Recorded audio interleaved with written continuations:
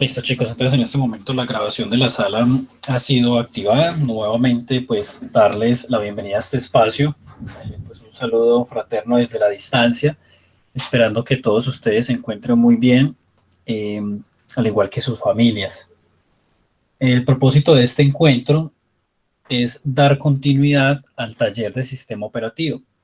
Recordemos que este taller pues cuenta con distintos puntos, digamos que lo hemos dividido pues tratando de abarcar puntualmente cada uno y generar una apropiación de cada concepto de una manera más efectiva, ¿sí? Que desarrollar pues el taller en un solo momento, porque pues no nos daría tampoco como el tiempo para presentar la evidencia en una semana y es mejor revisar punto por punto para que al final obtengamos pues digamos un producto terminado, hablando ya en términos de este nos indica que haciendo uso de la máquina virtual anteriormente creada, en el literal B, se deben realizar allí unas acciones.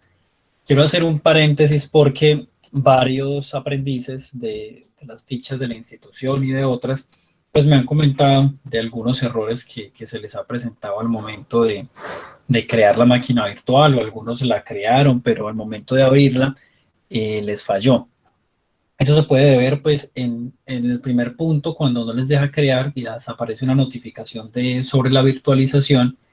Eso se debe a que el equipo en el que están trabajando no tiene activo esa opción en el sistema.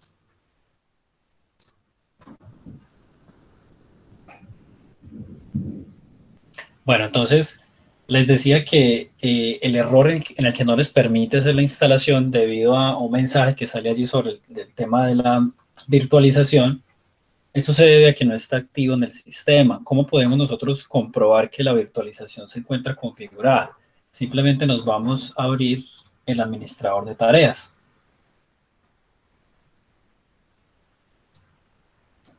Nos vamos a la opción de rendimiento y aquí en el botón de CPU nos aparece abajo una opción que dice virtualización y nos indica directamente si está activado o no está activado. Cuando está desactivado es que me empieza a generar esos problemas a la hora de crear una máquina virtual, porque estamos hablando de que el programa, la máquina como tal, pues hace uso de esas características de virtualización y por ende, si está apagado, pues no me va a permitir trabajar con ellas. Otro modo para reconocer si el sistema de virtualización está activo o no es mediante la consola de comando CMD. Si no se preocupen chicos, que a mí también se me está desconectando el internet, entonces tranquilos. Bueno, entonces cuando nos ubicamos aquí en la consola, simplemente escribimos System Info, que entre otras cosas pues nos da información del hardware del equipo, información de actualizaciones, pero para este caso vamos a revisar pues lo correspondiente a la virtualización. Pues por aquí en la parte inferior donde dice requisitos para Hyper-V, que esto es una opción de virtualización del propio Microsoft, a la derecha nos va a salir lo siguiente, dice, se habilitó la virtualización en virtualización en el firmware, entonces pregunta, bueno, digamos que nos da allí el estado. Si es sí, quiere decir que está habilitado. Ya pueden ver la pantalla, muchachos. Sí, señor. Listo, muchas gracias. Bueno, entonces, ¿dónde habíamos quedado? Desde CMD nosotros podemos hacer esa consulta para validar si la virtualización está activada o no. Cuando esa virtualización se encuentra desactivada, nos va a aparecer un error en el VirtualBox y la única manera de que, digamos, nos permita avanzar es activándola. ¿Cómo se hace? Dependiendo la marca del equipo en el que estemos trabajando, nosotros debemos ubicar cuál es la tecla que nos permite entrar a la BIOS. ¿Sí? Puede ser F2, en algunos casos es la tecla escape, en otros es la tecla backspace, que es la de borrar, en otros es F2, F10, esto va a depender de qué, de la marca y del modelo. Lo más común es encontrarla en F2, pero no significa que todos tengan esta misma configuración. Entonces, cuando nosotros ingresamos a la BIOS, para hacerlo debemos apagar el equipo, reiniciarlo y apenas esté encendiendo, presionar esa tecla que nos va a permitir acceder a la BIOS. Cuando estemos allí, nos vamos a ubicar en configuración y inmediatamente en las primeras opciones nos aparece algo sobre la virtualización. Si está en inglés, aparece como disabled, como desactivado. Debemos cambiarlo para que aparezca en enabled, ¿sí? Que eso es activado. Y voy a mirar si de pronto por aquí nos sale alguna imagen.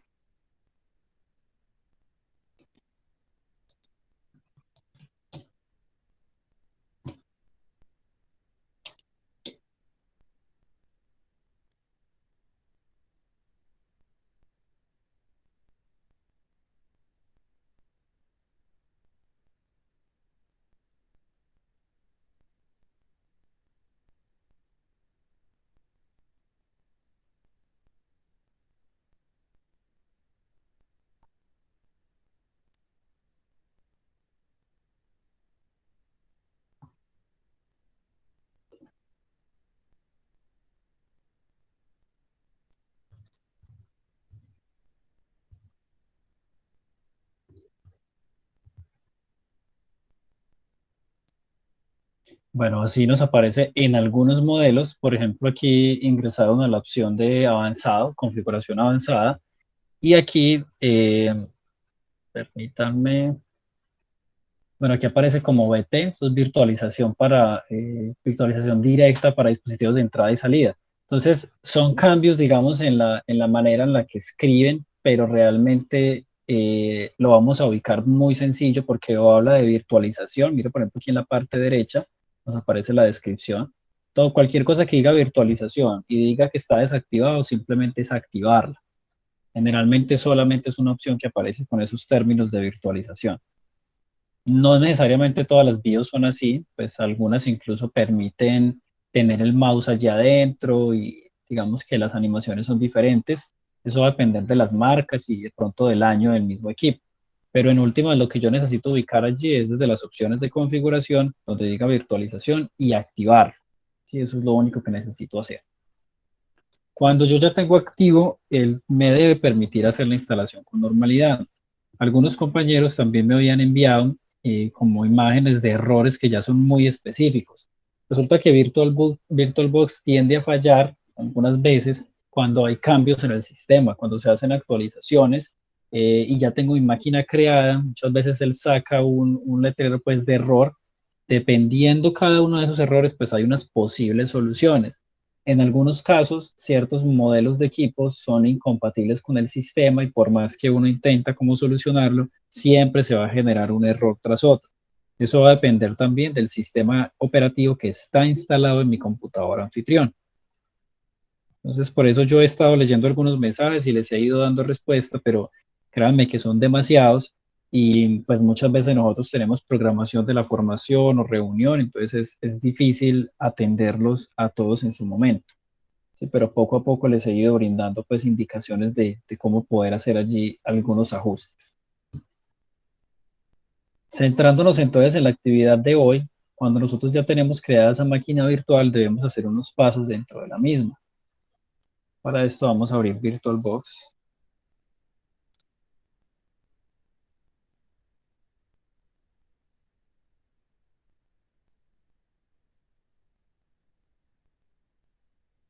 Miren, por ejemplo, aquí habla de una nueva versión, pues yo no la voy a actualizar porque pues yo tengo instaladas ya unas máquinas virtuales y quizás si yo actualizo esa versión me pueda generar algún error y no es la idea.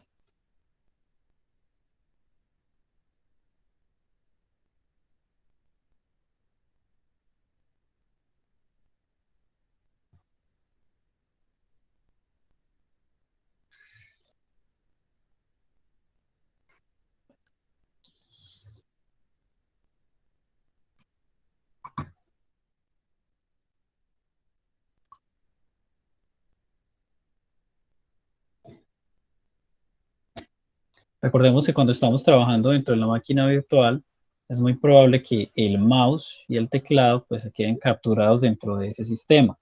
Para liberarlo, recuerden que en la parte inferior derecha nos va a aparecer una indicación de desligar ese teclado y ese mouse de la máquina virtual. Para este caso es la tecla right control o control derecha. ¿Sí? Cuando yo lo oprimo, él inmediatamente me libera el mouse. Miren que cuando yo le doy clic, ¿sí? Él tiende como a pegarse un poco en estas paredes, en algunos de forma automática hace, digamos, el switcheo, pero cuando no permite simplemente es activar esa tecla.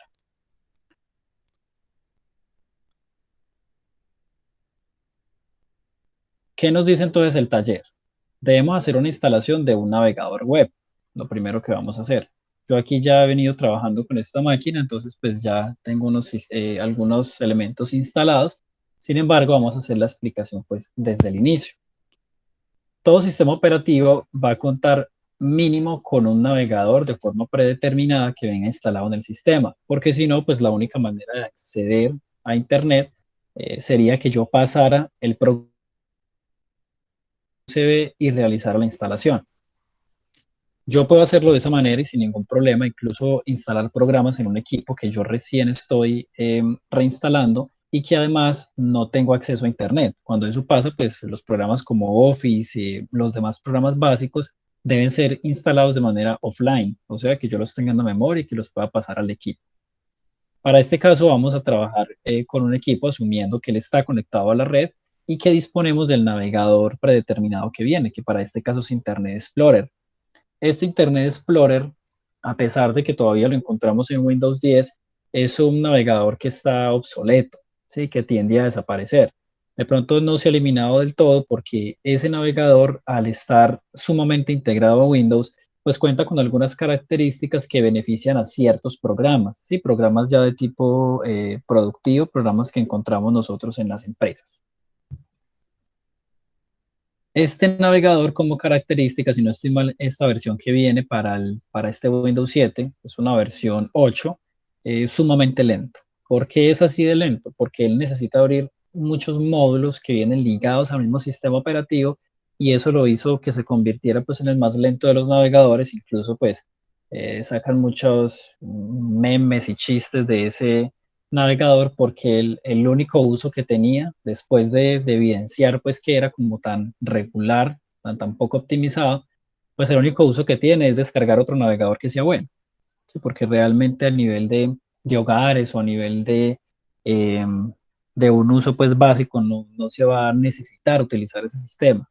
Sí es verdad que se aplica en algunos entornos productivos, porque como les digo, tiene unas características que van ligadas directamente al sistema, pero para un usuario normal, pues no es común utilizar este navegador.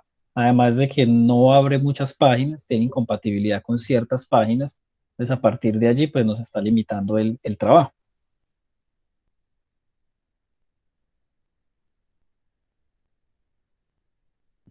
Bueno, chicos, ¿qué vamos a hacer aquí entonces? Vamos a utilizar la barra de direcciones en la parte superior y nos vamos a desplazar hasta un buscador web, ¿sí? En este caso podemos utilizar Google. Recordemos que no es el único. De hecho, Microsoft tiene uno propio, que aquí está en la barra de la derecha, se llama Bing. Yo también puedo utilizar Bing. Pero ¿cuáles son esas diferencias? Lo que pasa es que como Google es un buscador web tan utilizado, o sea, tan, digamos, tan famoso y es digamos que el número uno para este tipo de tareas, entonces él tiene una cantidad de páginas más grande indexadas en su sistema. ¿Qué quiere decir indexadas? Ese término hace referencia a que se ha creado como una especie de índice. Cuando usted hace una búsqueda, Google lo que hace es comparar lo que usted está preguntando con millones y millones de sitios web, pero que él ya los tiene como si fuera un listado. Solo que pues como esto es computación avanzada, pues eso no tarda en suceder, porque de hecho en un par de segundos yo obtengo información muy relevante sobre la pregunta que yo le esté haciendo allí al buscador. Bing, por otro lado, no tiene tanta información indexada, no quiere decir que tenga poca, porque cuando de todas maneras usted hace una búsqueda en cualquier buscador le van a aparecer millones de páginas, solo que digamos que Google, como por ser el principal, pues tiende a mostrarnos algunas páginas que son mucho más relevantes para la búsqueda que estoy haciendo que otros navegadores. Sí, este por ejemplo es Bing, tenemos también Yahoo para las búsquedas, otro que se llama eh, DuckDuckGo, que es de un pato, que es muy famoso porque ese navegador es muy digamos, respetuoso del tema de la seguridad, nos ayuda a resguardar nuestra información. Entonces, hay cantidad de programas, pues dependiendo de la necesidad puntual que tenga el usuario. Como les decía, para el caso puntual, para el ejemplo, vamos a utilizar Google. Sí, de todas maneras, aquí se quedó cargando Bing. Imagino que porque la versión de el Internet Explorer es pues algo clásica. ¿Qué necesitamos? Un navegador. ¿Qué debemos tener en cuenta para elegir un navegador? Como según digamos, la charla que les he dado sobre el tema de Google y esto, pues uno tiende a pensar, bueno, voy a descargar Google Chrome, ¿sí? Porque es el más popular, porque es muy chévere, porque integra muchas herramientas. Pero resulta que Google Chrome es un programa que consume muchos recursos del sistema. ¿Cómo así? Cuando yo lo instalo y empiezo a navegar con él empieza a generar primero muchos archivos temporales que van cargando la memoria temporal del equipo. Adicional a ello, van llenando la RAM de cantidades y cantidades de información que tiene que ver con las páginas y con su funcionamiento, pero que si yo tengo un computador limitado, en este caso como la máquina virtual que tiene 1 GB de colapsar en un momento, o sea, se va a bloquear cada rato y no voy a poder tener un flujo correcto de trabajo. En este caso, yo podría instalar el Microsoft Edge, que es una variante del Google Chrome, porque Google Chrome realmente en su interior, en su núcleo, tiene una configuración que es gratuita, que es libre, que se llama Chromium, que se puede utilizar en otros programas y lo que hacen las empresas es tomarlo, lo personalizan y lo presentan como otro navegador, pero en el fondo tiene las mismas características que Google Chrome. Eso ha hecho Microsoft con el Edge, es una diferencia abismal en cuanto a Internet Explorer y de hecho es muy bueno pues para el trabajo en lo que tiene que ver con ejecución también de aplicaciones que muchas veces solo están disponibles para Google Chrome. Sí, él tiene muy buena compatibilidad. Otro candidato es Firefox. Sí, Mozilla Firefox es de una empresa que no tiene, digamos, como ánimo de lucro, por decirlo entre comillas, porque pues toda empresa necesita devengar pues por algún lado pues un dinero para poder sostener sus proyectos, pero pues esta empresa actualiza constantemente su buscador o su navegador y no requiere algún pago adicional pues por tener esas versiones actualizadas. Ellos ya ganan dinero de otra manera, porque lógicamente para sostener un programa y estarlo actualizando, pues hay que pagarle a desarrolladores y a un personal que esté ahí al tanto del proyecto. Pero es un navegador que es liviano en cuanto al consumo de recursos y es también muy veloz a la hora digamos, de trabajar. Va a la par que Google Chrome o que Microsoft Edge. Simplemente vamos a buscarlo desde Google, Firefox. Si lo podemos cerrar, la opción de autocompletar. Nos vamos a la página oficial. Siempre traten de descargar el contenido desde las páginas oficiales, muchachos.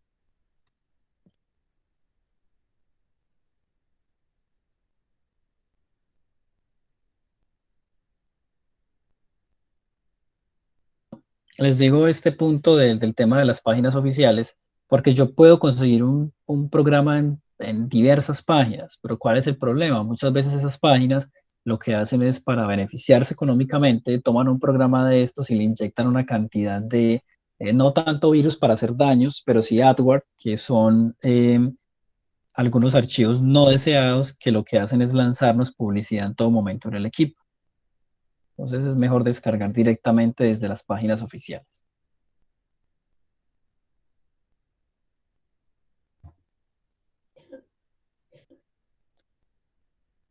Bueno, le damos allá a guardar a nuestro archivo. Yo por aquí ya lo tenía descargado. Vamos a reemplazarlo. El instalador no suele tardar en descargar porque el instalador es simplemente un programa que tiene, digamos, incorporados unas rutas de descarga del programa real. Sí, esos instaladores se conocen como online. Cuando yo tengo un instalador online, es muy normal encontrarlo, ya les indico, con unos pesos muy, muy bajitos. Mire, por ejemplo, tamaño de archivo de 325 kilobytes es muy pequeño en comparación pues de un archivo offline. ¿Por qué sucede esto? Porque esto, como les decía, simplemente tiene las instrucciones de cómo descargar el programa realmente de Internet.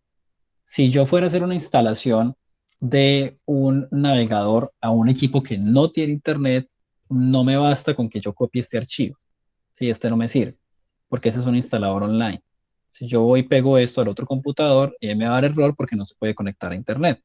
Entonces, en ese caso, cuando yo voy a instalar en computadores que no tienen acceso a internet, lo que se debe de hacer es descargar el instalador offline, que va a pesar más, 50 megas, 60 megas, o sea, estamos hablando de 60, 70 veces más de este peso. Bueno, ahorita simplemente vamos a hacer la instalación, pues este es online, si tenemos conectividad, pues nos permite sin ningún inconveniente.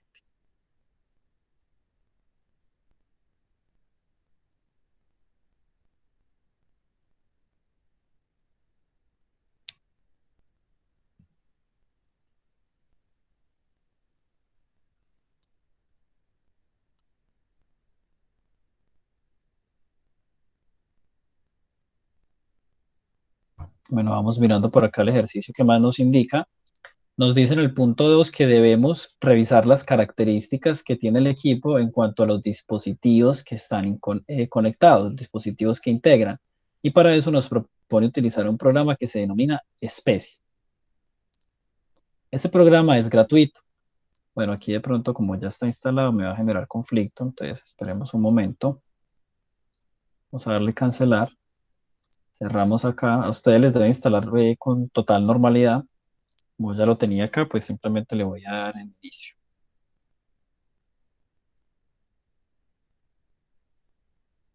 Bueno, ya estando en nuestro navegador Firefox, vamos a buscar el programa que nos indica el taller, ¿sí? El programa denominado Specie. Lo puedo hacer directamente desde esta barra porque si ustedes observan, aquí en esta barra de Firefox de búsqueda me dice buscar con Google o introducir una dirección.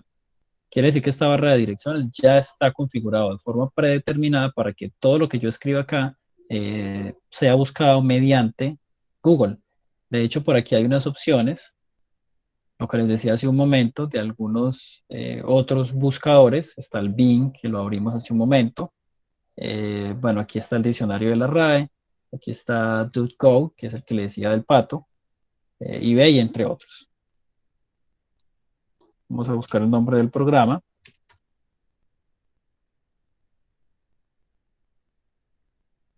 Este programa es del fabricante CCleaner, para que lo tengan en cuenta.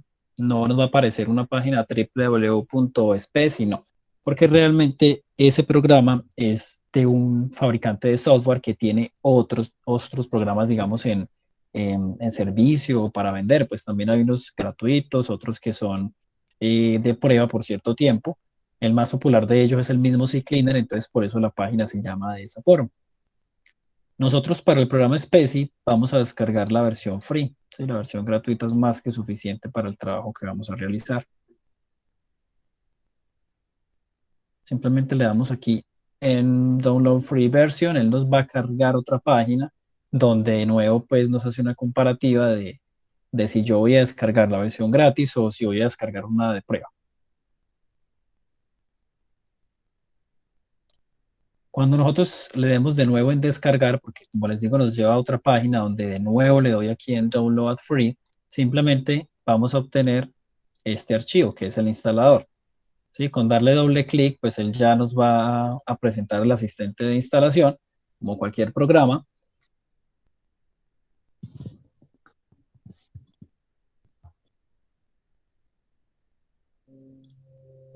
Esperemos un momento, muchachos, que está, por temas de la conectividad, está como fallando la comunicación. Bueno, por aquí ya apareció, entonces les decía, cuando yo lo vaya a instalar, él me da una opción inicial de instalar de una así de forma predeterminada o personalizar. Sí, esto puede salir en inglés. Aquí en la parte superior derecha yo puedo cambiar el idioma. Cuando yo lo doy en personalizar, él me va a permitir elegir si yo quiero crear un acceso directo en el escritorio o crear un acceso directo en el menú de inicio. Y esto digamos que no va a afectar pues, en muchos sentidos. Simplemente es que yo, si lo creo, pues me va a aparecer por aquí el acceso directo. Le vamos a dar que sí. Aquí no nos interesa ver como las notas de la instalación, entonces quitamos el chulito y le damos en arrancar el programa. Y aquí está. Aquí se creó el acceso directo. ¿Qué nos dice por acá entonces el taller? Dice, navegue hasta una página del fabricante y descargue un controlador correspondiente. ¿Qué quiere decir eso? Cuando nosotros utilizamos este programa, resulta que él inicialmente nos muestra una pantalla con el resumen de lo que yo tengo configurado en mi equipo. Esto es el sistema operativo, que es Windows 7 Ultimate a 32 bits, la CPU de mi computador, para mi caso es un Core i5 a 2.5 GHz, la memoria RAM que le hemos instalado a la máquina virtual, que es 1 GB. Pues al ser una máquina virtual me dice que la tarjeta madre es el mismo nombre del programa, ¿sí? La corporación del programa. Las gráficas aquí simplemente me da unos datos eh, básicos que tienen que ver con resolución, el disco duro que creamos, que le dimos un tamaño de 50 GB, la unidad óptica que viene incorporada de forma predeterminada a la máquina y el dispositivo de audio que pues básicamente es el mismo del computador principal. Cuando nosotros vamos a hacer una instalación de controladores, estamos hablando ya en un computador que le estamos ofreciendo pues un servicio técnico. Allí, para que todo quede bien instalado, pues yo debo instalar los controladores más recientes. ¿Esto por qué sucede? Bueno, resulta que cuando yo hago una instalación de un sistema y quiero inmediatamente utilizar algún dispositivo como una impresora, como un escáner, él no va a entender el funcionamiento de ese dispositivo hasta que no descargue su driver o controlador. ¿Qué función tiene ese driver o controlador? Es simplemente como el interlocutor o el traductor entre el idioma que habla, hablemos de una impresora, entre el idioma que habla la impresora y el idioma que habla el equipo. ¿Sí? Para que exista una comunicación, pues debe haber un intérprete allí. Y ese intérprete se conoce como driver o controlador. Para este ejercicio, pues nos dice que debemos descargar el controlador. Normalmente uno los busca por la versión o el modelo de la placa madre, ¿sí? Porque la placa es la que tiene todas las conexiones a los demás dispositivos. Para este caso de la máquina de VirtualBox, pues como nos aparece esta versión, vamos a utilizarle y vamos a descargar un controlador, pero no quiere decir que cuando nosotros estemos trabajando ya de forma directa en un equipo, ofreciendo un servicio de técnico, nos vaya a aparecer esto, sino que, por ejemplo, si es un equipo, digamos, un Asus, nos puede aparecer una referencia, vamos a escribirla por acá. Por ejemplo, motherboard, Asus.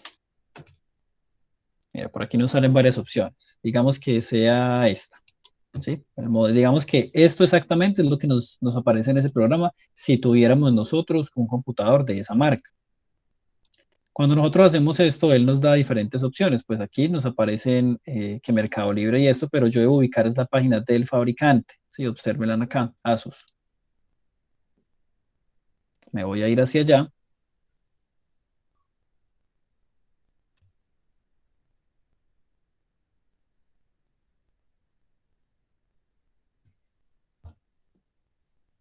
Y lo que yo tengo que ubicar inmediatamente es alguna referencia que diga sobre descargas o que diga sobre soporte o que hable directamente sobre controladores. Cada página de cada fabricante es diferente, ¿sí? No todas van a ser iguales. Sin embargo, siempre cuando yo busco por referencia a un dispositivo, lo más normal es que me muestre una descripción del mismo, cómo está compuesto, cuántos puertos tiene, cuál es la tecnología de conexión que tiene cada uno de estos dispositivos y ya en alguna parte, pues generalmente es en los encabezados, pues nos da diferentes opciones para nosotros hacer la revisión específica. Lo que se debe hacer en estos casos es buscar la opción donde nos hable sobre el soporte, sobre la descarga o sobre controladores. Aquí de pronto no nos aparece porque pues esta pantalla está muy pequeñita, ¿sí? Porque pues está adaptada aquí a la máquina virtual y tiende a dejar por fuera ciertos elementos. Por aquí hay otras opciones. Por aquí, por ejemplo, está soporte, centro de descargas. Sí, a eso es a lo que me refería. Pero volviendo al ejercicio, esto pues a manera de ejemplo para que ustedes lo tengan en cuenta, pero volviendo al ejercicio, como estamos trabajando con esta motherboard simulada, vamos a descargarle un controlador a esta motherboard. ¿Sí? Lo vamos a buscar así tal cual. Y aquí nos sale. Oracle Virtual Machine, VirtualBox dice descargas. Vamos a darle allí.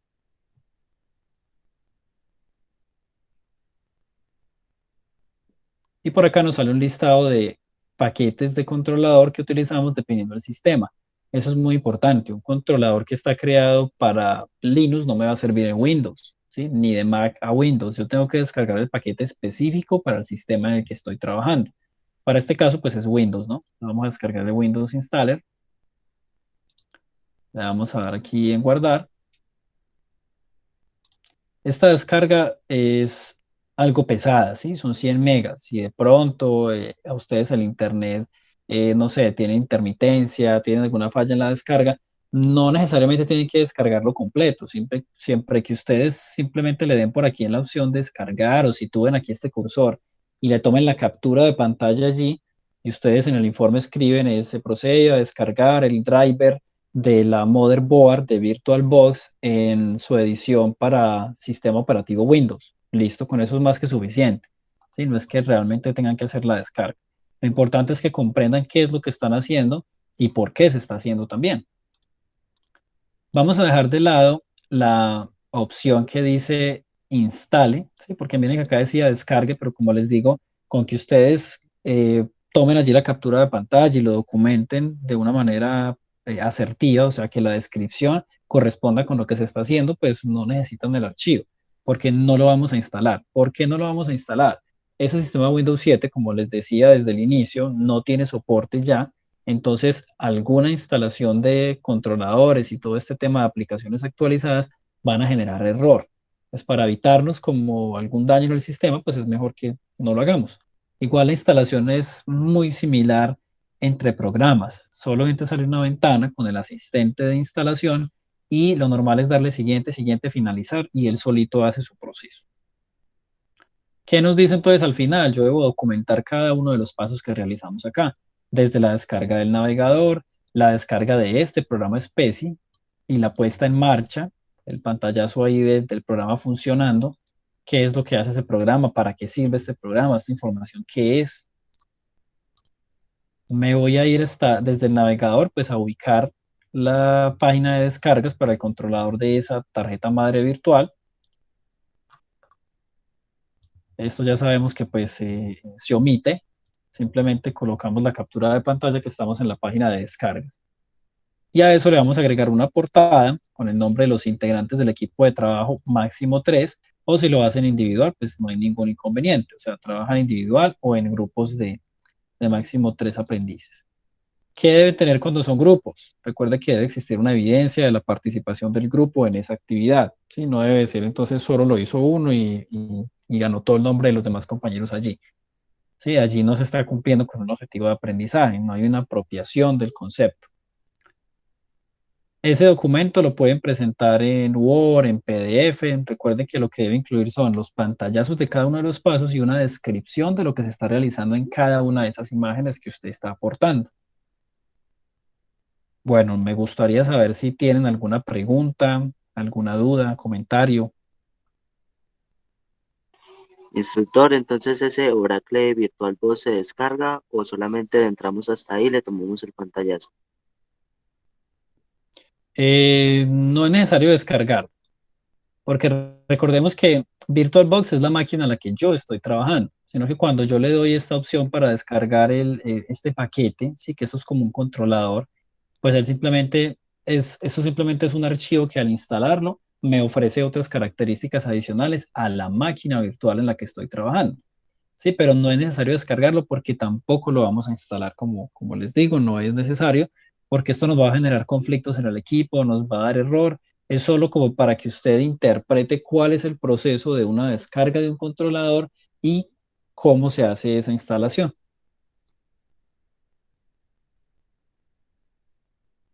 Recordemos que eso es un paso a paso de un proceso pedagógico, entonces pues no requiere que hagamos tal cual las acciones como se deben hacer en un equipo de producción, en un equipo pues ya real. ¿Alguna otra pregunta, muchachos?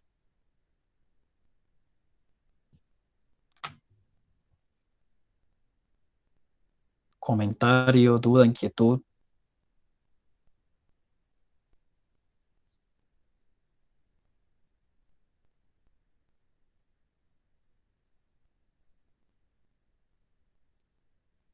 Bueno, esperen que no estoy viendo el chat. Por aquí creo que estaban pidiendo la asistencia hace un momento. Permítame, por favor. Eh, Como les dije hace un momento, pueden trabajarlo individual o lo pueden trabajar en grupo de 3 aprendices. Por obvias razones, pues uno de los integrantes del equipo pues debe tener acceso al equipo de cómputo, ¿sí? Al computador para poder hacer allí el ejercicio, pero los demás compañeros deben aportar en el desarrollo de la actividad. Allí está de nuevo el enlace para la asistencia para quienes faltaron.